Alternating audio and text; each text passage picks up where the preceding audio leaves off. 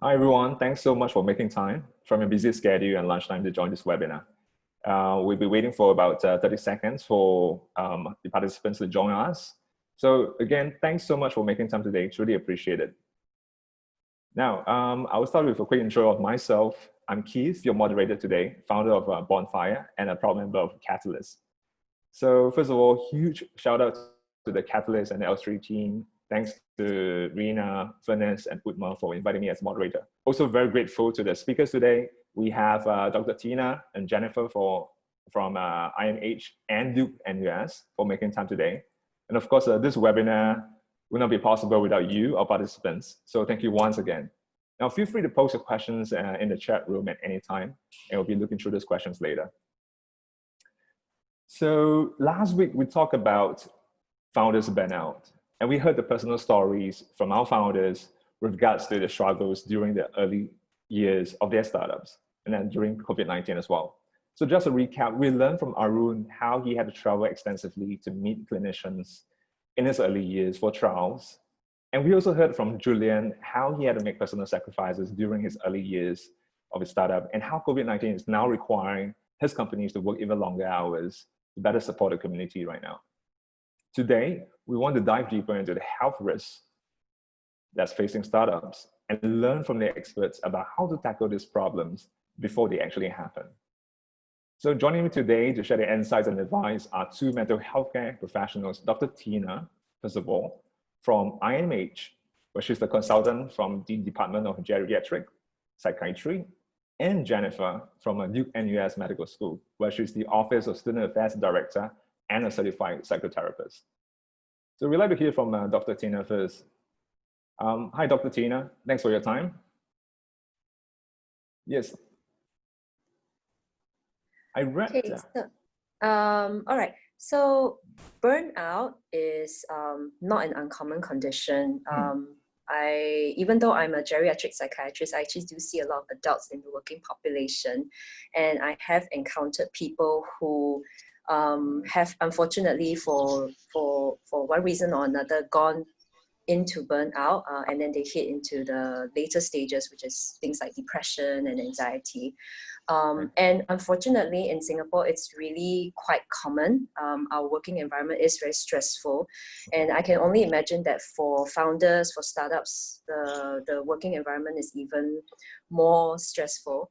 And so burnout is something that is important for everyone to take note of and be aware of. So typically, what is important is to just be mindful of where your thoughts are going already. I mean, what usually starts out is people start thinking that I'm so sick of this, I don't want to do this, and they can't quite explain why they're feeling the way they do.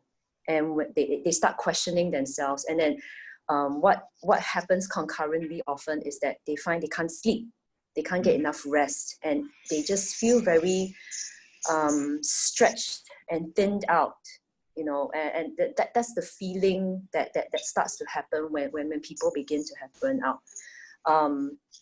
And the problem, I would think that especially in startups, is that some people might then turn to other ways of coping, because they don't know how to answer the problem that they're experiencing, like the insomnia or that stretched out feeling. So they might turn to a lot of caffeine, they might turn to smoking, or then they might turn to alcohol, they might turn to drugs. And so I sincerely hope that this message reaches out to the attendees and that they don't turn to such means, because there are other helpful ways of doing it, except the coffee. Coffee is okay. Yeah, but I lean to coffee a lot actually. So thanks for the assurance. I think coffee is okay. Okay, thanks, Dr. Tina. So you described what burnout is like and why we should avoid it. Now, you also talked briefly about how burnout, once it progresses, it becomes more serious, like say anxiety and depression. So it seems that there's a clear difference between these two. Yeah, depression and anxiety are things that we diagnose, and they are different in the sense that it starts affecting the person in terms of not just their sleep, not just the thoughts that they have, but they can't eat, they can't focus, they can't even go to work. They can't do the things, or they can't even find enjoyment in the things they normally would have. So that is what characterizes things like depression and anxiety. Burnout, you may not hit that stage yet, but you definitely do feel like something's off, something's different. And it's always good to talk to a professional. You don't have to necessarily see a psychiatrist. You could go and see a counselor or a mental wellness coach or person, and they will be able to identify what aspects is causing the burnout, and to help you discuss options on how to reduce it. So just now, Keith, you were saying that how to prevent burnout. I would think that in Singapore especially, and then for startups, it's almost unavoidable. You have to be really, really resilient. But one thing that can help in people in such situations who are at risk of burnout is to just be very aware of themselves, be very in tune with their emotions and with their thought processes. I find that's very helpful. So unfortunately, it means you have to know your weaknesses. And I hope that people will do a lot more introspection and soul searching to help them to realize all these things. Okay, thanks, Dr. Tina. Now, considering that it's very common for us to drift away in our thoughts and go on autopilot, how can we train ourselves to be more aware of these weaknesses, etc.? When you catch yourself thinking something that you normally wouldn't, or when you catch yourself doing something you normally wouldn't. For example, let's say someone is quite an even-tempered person. They're very high stress tolerant, which I imagine startup companies and founders are very high stress tolerant. But then, that particular day, for some reason, you just got yourself, you got the wrong coffee order, and then you got very angry for some reason. And then when you encounter that, step back and think, why on earth did I have this reaction? And is it a pattern of something that is not me?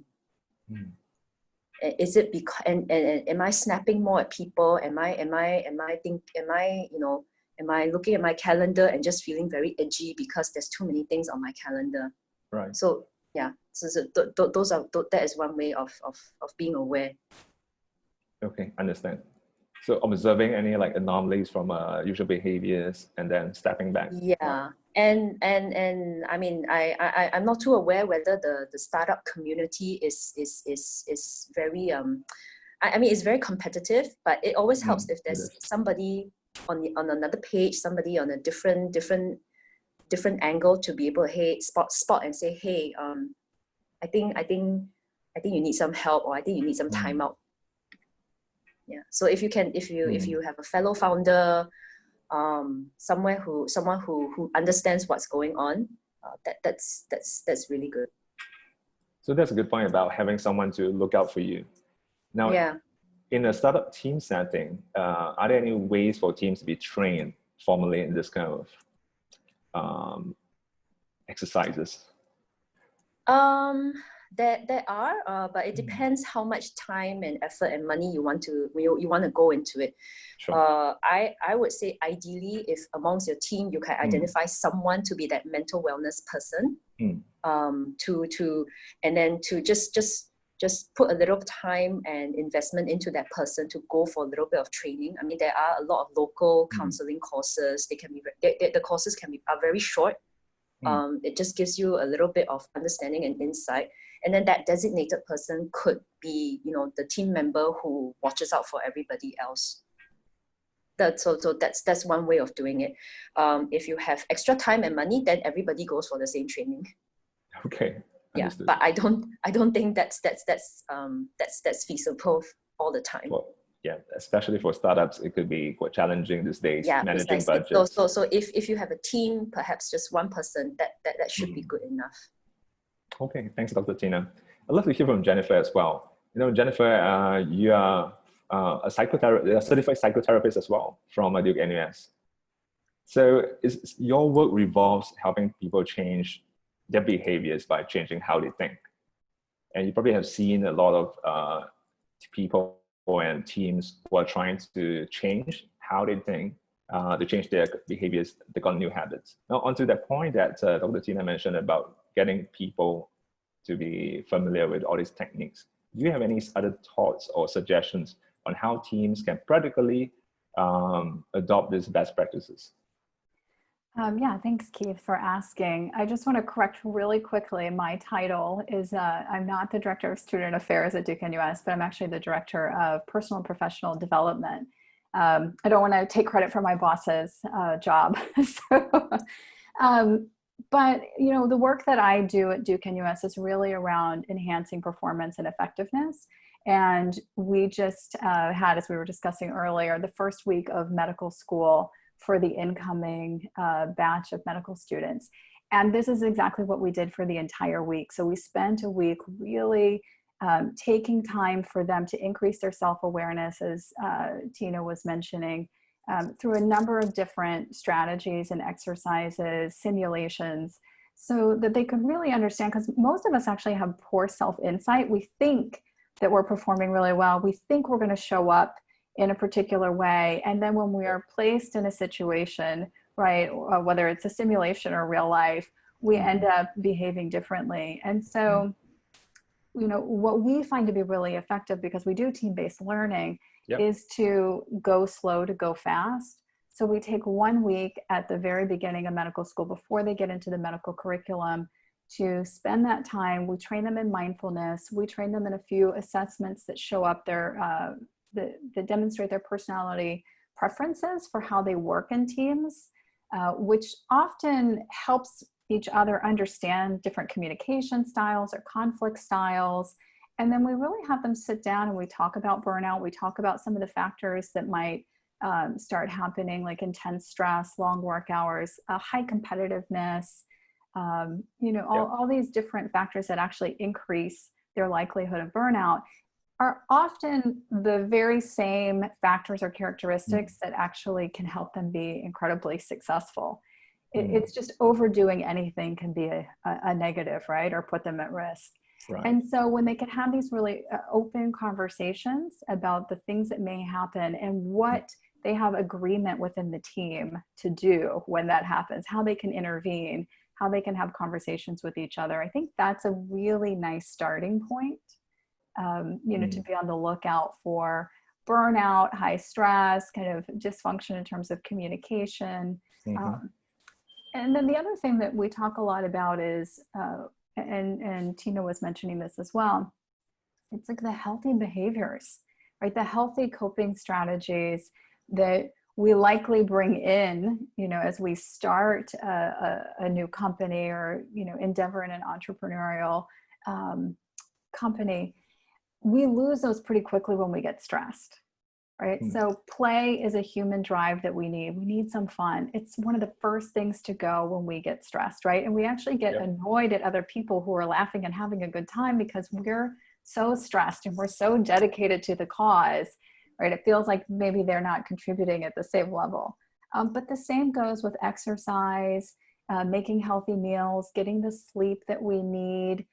We become socially isolated, you know, because we're dedicating so much time to our work that maybe we're not spending as much time with family and friends. And so setting some rituals that you will not let go of is also really important. And to be monitoring, okay, I've let go of the one thing I said I wasn't going to let go of. What is that telling me right now? Right. Okay, thanks a lot, Jennifer. Very insightful. Now, Dr. Tina mentioned something quite thought-provoking just now. She mentioned that in Singapore, it's quite hard to prevent burnout, especially since it's so competitive and especially working in a startup. Now, what are your thoughts about prevention? You mentioned something about certain coping strategies, but what about prevention? Is it really impossible for someone working in a startup to even avoid going there to burnout? Yeah, okay, I would say given the nature of startups, it's probably impossible to avoid feeling a little bit burnt out, as opposed to a genuine burnout where you like go days of just feeling very stretched and very down and very frustrated. So a little bit of burnout is probably going to be unavoidable. Okay. How do you prevent further things? Well, as Jennifer said, you have to play. whatever you define that. So unfortunately in COVID-19 it's harder, but it does mean that you need to connect with friends, connect with people whom you are very close to, who are your sources of support. Nowadays you can't take a vacation, you can't even take a staycation, but you can take what is called what I mentioned, which is a timeout. Okay, you define a day or a few hours where nothing disturbs you, or what disturbs you are things that you deliberately say, okay, this one can disturb me, such as, you know, the delivery man, you know, but I'm not going to open the parcel, I'm just going to take the delivery and then put it one side, that kind of thing. So you have to set very clear boundaries, and then you have to switch off your phone, switch off your computer, and just do something that you won't be disturbed for either a few hours or that one day, you know. So recently I had a friend who was experiencing very bad burnout. She's not a founder, but there were multiple things that were pulling at her. So I was very concerned for her. I reached out to her one evening, and then I realized that for 24 hours she didn't reply me. And when she finally did, I said, hey, you took that time out that I suggested. She said, yeah, it was good. So you guys have to really be aware on doing this to help you disconnect. And sometimes just a couple of hours can really work wonders for your state of mind, for just feeling calm after like a series of, you know, setbacks or stresses. So that's one way. Those are the few ways of preventing it. When you know you're about to hit that, then you need to do that timeout, and then connect with people.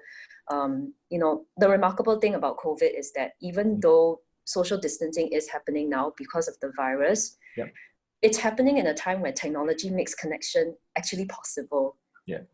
So you don't necessarily have to meet up physically. Of course, it's not the same. But you know, you just make do with what you have. Okay, thanks for sharing that story and that tip about timeout. Jennifer, are there any recent examples or real life examples of burnout you saw?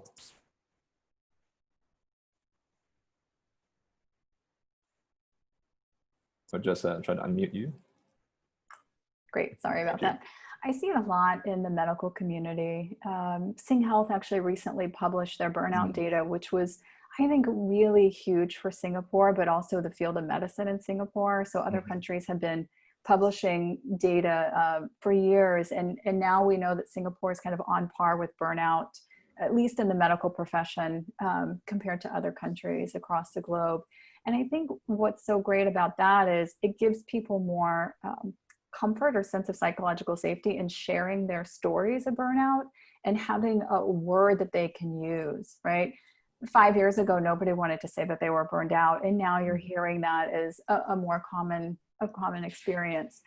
In the medical school, we see that, unfortunately, halfway through the first year. And we know that there are particular time points where the curriculum is incredibly difficult to get through. It's fast-paced. It's impossible to master the content. So they're having to learn in ways that don't provide the same amount of joy that they would typically get. And there's often a lot of failure.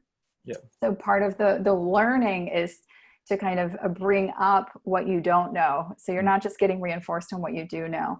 And for many of these students that are such high performers, this is the first time they're really failing.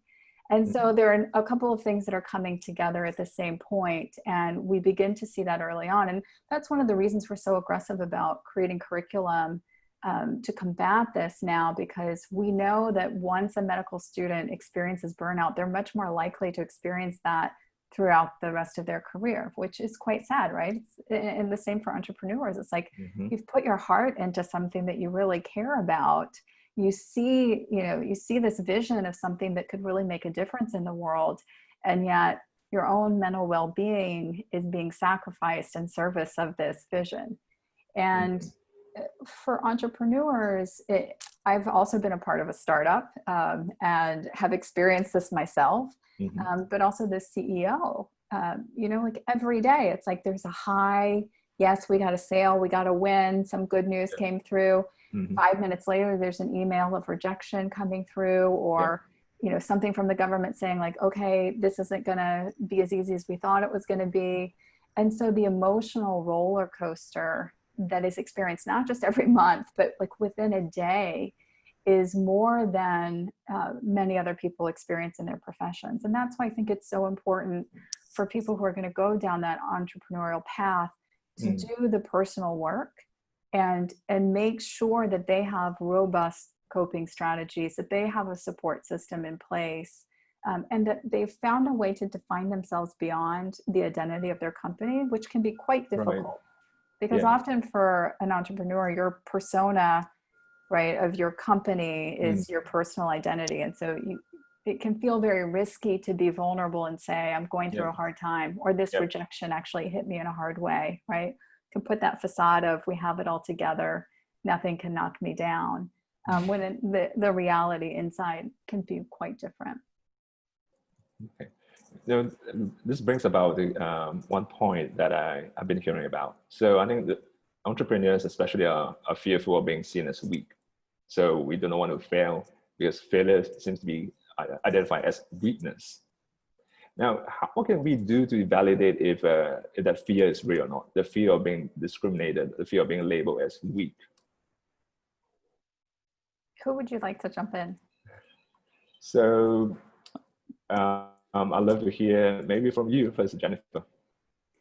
One of the things I've seen co-working communities do that house a lot of startups that I think is just absolutely brilliant is once a month or every other week, they actually will have these gatherings, and somebody will be the person who's going to talk about their failure or their challenge that they faced. And, like really tell the narrative, tell the story of what happened, what their experience was, and then what they learned from it. So we know that resilience isn't just kind of getting back to normal, right, to our kind of previous coping state, but actually gaining some learning, gaining some insight, and actually stretching ourselves in our resilience even more. And I think when entrepreneurs can share the story of the challenge or the failure that they experienced, it actually starts to decrease the shame. And shame, I think, is one of the biggest issues that entrepreneurs, are struggling with. It's hiding the shame actually increases the anxiety and the depression, the burnout that they might be experiencing. And once you start releasing that shame and you start telling the story, it doesn't have the same power anymore. And actually it's helpful to other people, which that in itself can be hugely beneficial to yourself, right? As well as others, to feel like you can use that difficult thing that you experienced to help others not go through it. And then you start to build this community of, hey, we're all on the learning team together, right? We don't, at least within our own entrepreneurial groups, we don't have to have that facade of perfection and having it all together. We can actually support each other through these difficult things that we experience. Okay, thanks, Jennifer. And how about you, Dr. Tina? What else can we do to validate if that fear of discrimination is real or not? Yeah, I think what Jennifer said really resonates with me. 2 points. One is that this fear of weakness, and then this shaming. Actually, what we in the mental health field, we call it self-stigma. That's what you're doing. You're actually imposing some how to say something negative onto yourself. I'm not saying that you guys do it deliberately. It's probably it's very unconscious. Yeah. It is by virtue of needing to show a very strong and very like I know what I'm doing type of persona to other people. But like Jennifer said, it's important to be able to try and undo this. It's not easy, of course. Because it's so entrenched in our personalities. I mean, you don't even talk about startups. You just talk about Singaporean culture already. Everybody has to be part of the rat race, know what they're doing.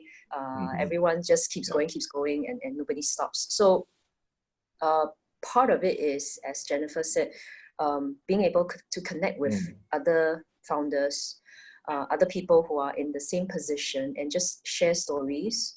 so that you know that there's someone else in the same boat as you. And it actually helps you to reframe the problem that you might have encountered. Then you say, oh, you know, like she said, like, oh, the government letter came and things aren't as easy. But I'm not the only one who had that letter. And in fact, this other guy has it even worse because of whatever reason. So being able to talk to other people and kind of relook the problem that you have and put it at the level that it actually is, rather than you know, because of your stress, you might inadvertently magnify things. I hope that makes sense. It does make sense. Then the other thing is what Jennifer also mentioned, identity. A lot of times we find that someone's work or income is their identity. But if you think about it really, really carefully, you are not, you know, like Keith, you're not bonfire. You are a son, you are, you know, your brother, your nephew, you're also these other things in your life. But the life of a startup, of an entrepreneur, it does cause you to forget all these other aspects of your life. And the hope is that you don't do that, because your identity is not just that one thing in your life, even though it really has taken out a lot of your time and effort, your sweat and blood and everything. But it's not just about that. So hope that puts things in perspective. It does put things in perspective. Now, so the thing about not labeling ourselves as or identifying ourselves as our company is one way to remove ourselves from that label, that if my company is not successful, I'm not successful. That's great advice. Now, what can we do to, say, external parties, say investors, mentors, people who are figures of authority? What can we do to convince them that we are not, you know, labeled by our company? Are there any like suggestions on getting them on the same boat? Could you elaborate a little bit more? Okay, so one thing that Jennifer mentioned is about how co-working spaces organizes these groups where startups come in together to share their stories. Have you seen any cases where startups would actually invite their investors or other, say, mentors to the same session and have this kind of conversations? I think it depends on the relationship that you guys might have with your investors or potential investors. I mean, if your investors are people who are willing to hear this aspect of things, which again, of course, the worry is that you are showing some kind of weakness, isn't it? So you have to balance wanting to win them over because they are investors, as well as letting the investor know that, you know, I'm only human, I'm not a robot, even though I really want you to be on my side and to help me along. So it depends on the type of relationship that people have with the investor or the potential investor. I'm not sure if Jennifer has anything else to add. Yeah, I think what you're saying is spot on. And I've seen this happen at a few startups where they do bring the investors in or the business partners in for those talks, and it's celebrated. I think it depends on the relationship. Also depending on the type of funding sometimes, right? Where the company knows they have some grant funding to invest in a startup, and there is that kind of collaborative partnership and mentorship and real investment in the company growing. And so then I think you have a little bit more openness, transparency between like what's really happening in this nice dialogue and support, right? Championing that's coming from the investing company. But regardless of that, you know, you don't always have that. And I think being able to show that you're competent and capable and you're learning, right? I mean, every great company started as a small entrepreneurial effort, right? And there were a lot of failures and there were a lot of wins along the way. And so being able to share your narrative in that way, in a powerful way of we're learning, I think can actually help show some of the vulnerability, so show some of the challenges that you're facing, but also in a way that shows like we are capable of figuring this out. We are capable of moving forward, even when we go through challenges and difficulties. Okay, thanks, Dr. Tina and Jennifer. So this brings about the next question about the mindset of the founders in terms of how they handle not just the external environments, but also how they handle their own minds. Maybe the question to Jennifer, what do you think is going through the mind of a startup founder that's about to face burnout? You know, I can't speak for every founder. I can imagine for myself, you know, the times that I've worked for startups and what I've experienced there is generally it's like you're personally financially invested also, right?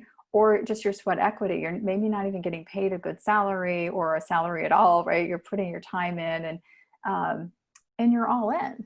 So your reputation, you're all in. You've told your friends and your family, you know, you've brought people on board and they're depending on you. So I think there's this story of there is no choice but for me to succeed.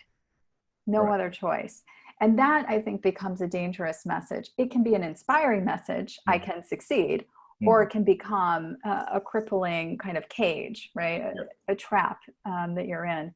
And so I think once you get into that kind of a stressed, panic, fear mindset of there is no way for me to fail. If I fail, it's going to be horrible. All these people are depending on me. You know, bad things are going to happen in their lives, right? If they lose their jobs or if this company goes down, you're taking on too much responsibility, right? And you're putting it all on yourself. You know, I think that that's what we really want to be aware of is these kind of negative or destructive, irrational thoughts that are really common, I think, in the entrepreneurial, you know, world. But the reality is, and I've been part of startups, all of those people that you've brought on to your company are clearly capable people. You wouldn't have brought them on if they weren't. And they will be resourceful and whole and capable if your company isn't successful, or if you do need to kind of scale back a little bit, they will be resourceful, right? So you don't have to take responsibility for their welfare in that way. I think what we want to do is promote well-being, right? Okay. You know, encourage people to take kind of take advantages of the resources and the relationships that are available within the startup or within that community, and to grow themselves. Right. That's a good point. And what advice would you give to, say, a founder and employee to be less harsh on themselves? How could they do that? One of my favorite approaches is self-compassion. And this is, you know, I think this is growing in popularity. But in Singapore, I would say it's been a hard sell sometimes, because there's this fear of, and not just in Singapore, I would say this is true, you know, globally as well, but a fear that if I'm kind and nice to myself, that I'm not going to be driven, I'm not going to do what it takes to be successful.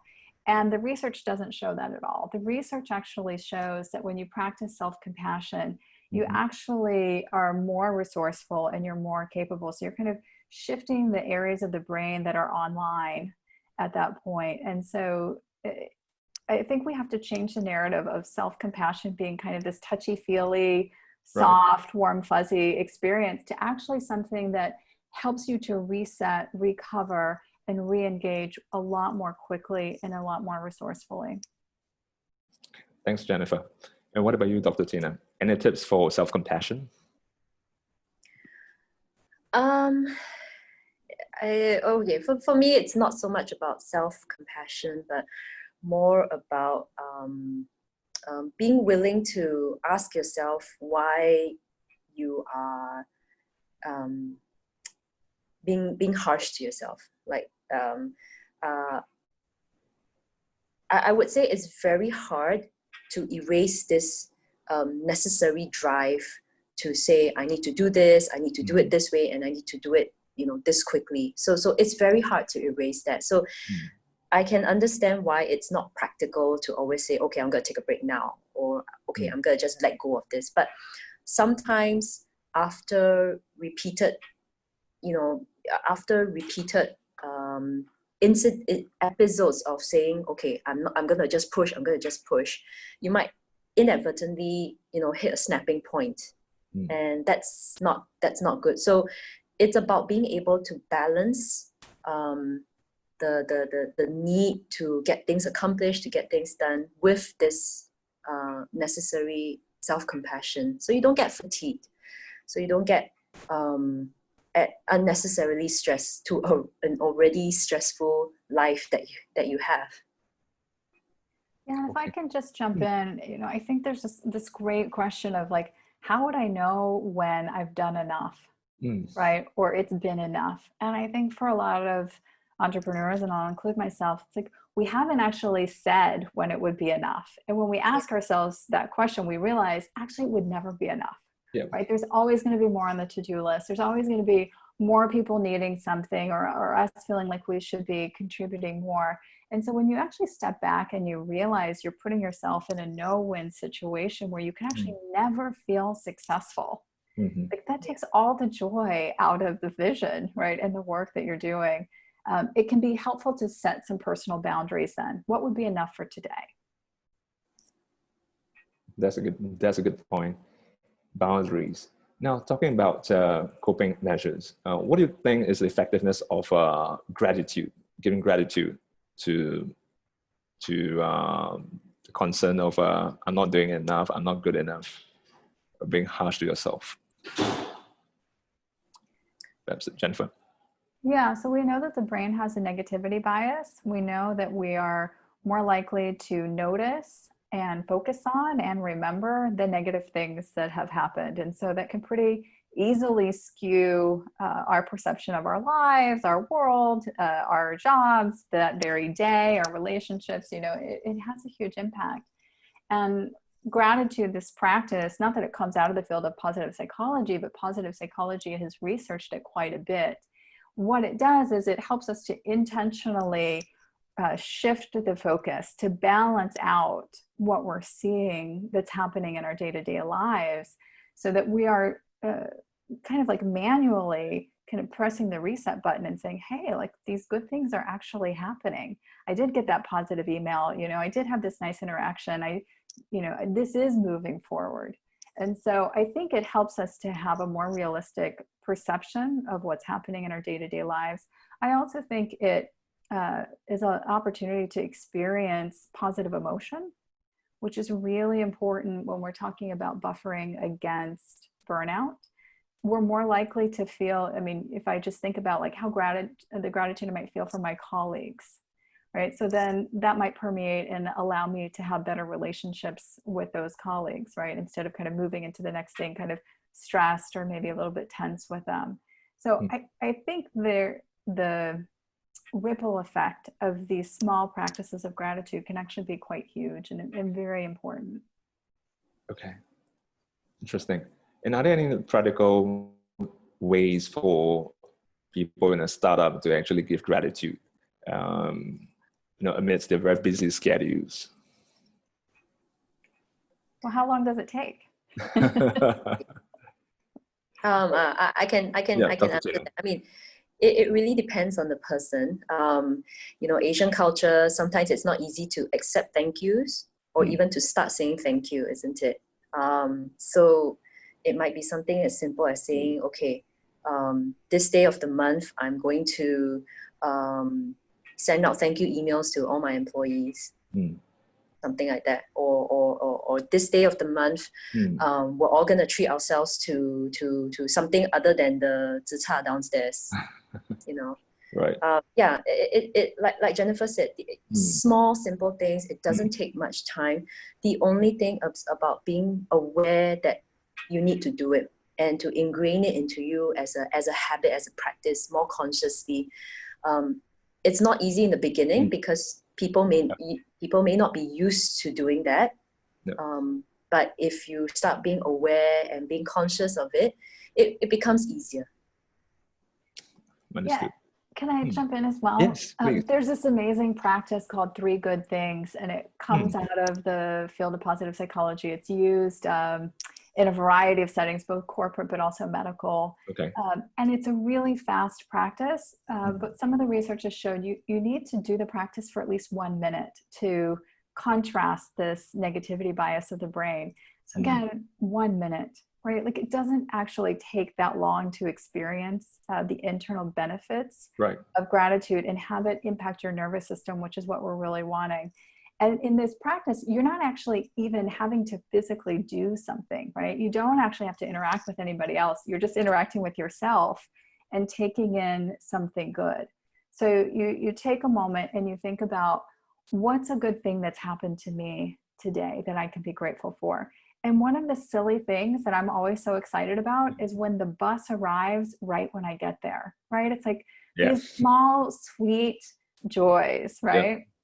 So, or like the cafeteria has my favorite food today. I mean, they can be very small things. A friend messages, right? Like out of nowhere. So again, we're not waiting for a miracle to happen, right? To experience gratitude. So we set the bar really low. And then you take a moment just to notice how it feels in your body to take that in, right? Just to remember or tune in to that positive experience, right? And usually it feels like a release of tension, right? An opening, a warmth, maybe a smile on your face. And then you think about, well, what was my role in making this happen?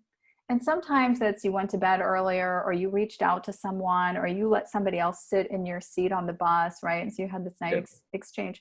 But sometimes it's simply that you were present and that you were aware and you tuned in. And that's all it was. And you do that practice for a minute, and it begins to have an impact on your nervous system. And that's not a lot. So when we talk about practices that, you know, an entrepreneur can put in place or a medical student can put in place, we really want things that can have a huge payoff very quickly.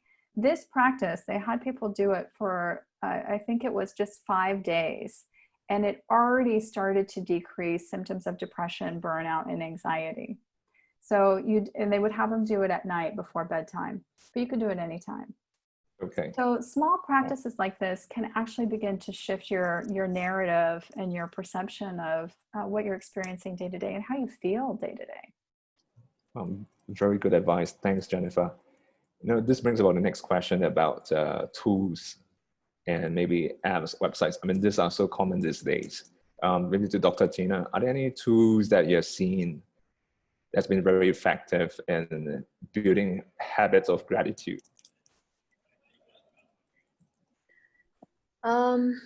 Not really. It's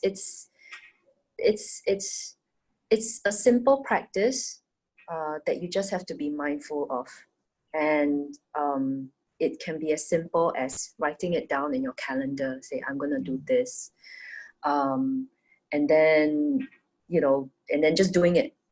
Don't let it slip out of your day. I mean, like Jennifer says, that three step process takes 1 minute a day, and surely you can spare that 1 minute to do that. And as I mentioned, once you start practicing it and it doesn't feel so unnatural, it gets into more of a habit, then it becomes more automatic, and then you can incorporate it as part of your daily life, your daily routine. Okay, so making it a routine very mindfully, say into a calendar. Yeah, you just have to, as I mentioned, these things don't come automatically to us. They wouldn't come automatically to me or to anybody else, because we're just so driven. We just want to do something. We need to, at the end of the day, we need to do this. But if you don't consciously incorporate it, it'll never happen. True. And then you hit the slippery slope of going into burnout, and then poor sleep, and then not wanting to continue, or having unrealistic expectations of yourself, which is not good overall. So you talked about prevention earlier. This is a small and simple way of how you prevent things from spiraling out of control. That's a good point. Being very deliberate in doing all these things, really important. Yeah, I mean, it's kind of like, it's kind of like how doctors always tell you, you need to exercise so and so times a week, how many times a day, right? I have met very few people who actually enjoy exercise. You just have to find an activity that suits you and matches you and that you enjoy, and then you get exercise out of it. Okay, understood. Yeah. Okay, thanks, Dr. Tina. Now we have about 15 minutes left into the webinar. I'd like to perhaps hear maybe a final advice from both of you, what would you actually give? What advice would you actually give to, say, a struggling founder today?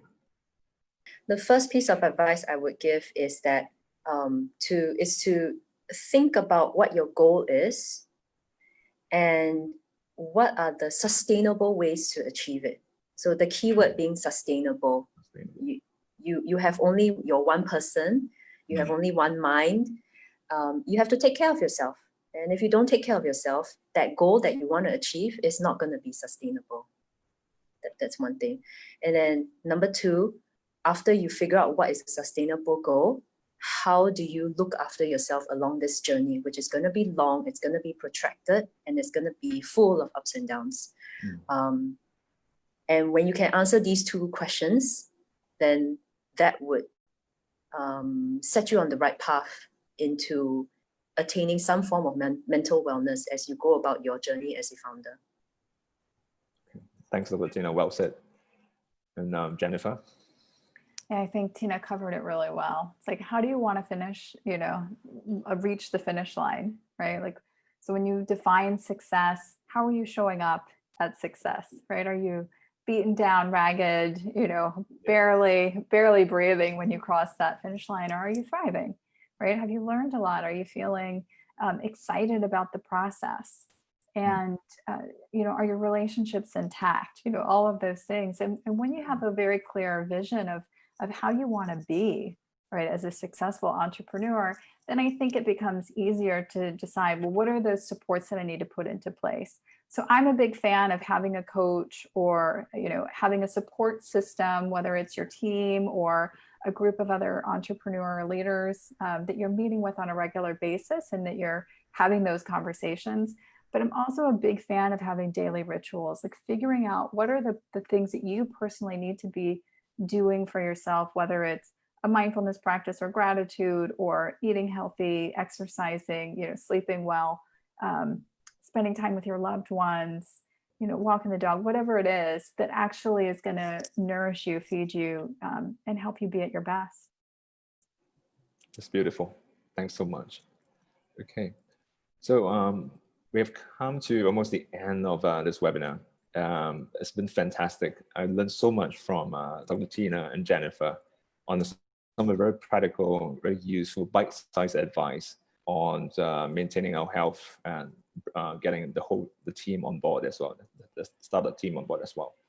So with that, I'd like to first of all pass on to Ezra to share about the next webinar, because it seems that there'll be another one coming up tomorrow. Thank you so much, Dr. Tina and Jennifer and Keith for this wonderful session. Lots of learnings over there. And thanks everyone for joining us. Our next webinar is tomorrow. It's on leveraging intellectual property and finding your core assets. It's been run by one of our ecosystem partners, Biro. So please do join us and follow us on LinkedIn to find out other more upcoming events happening. And yeah, thank you so much for today's session, and we'll see some of you for tomorrow's session. Have a wonderful afternoon.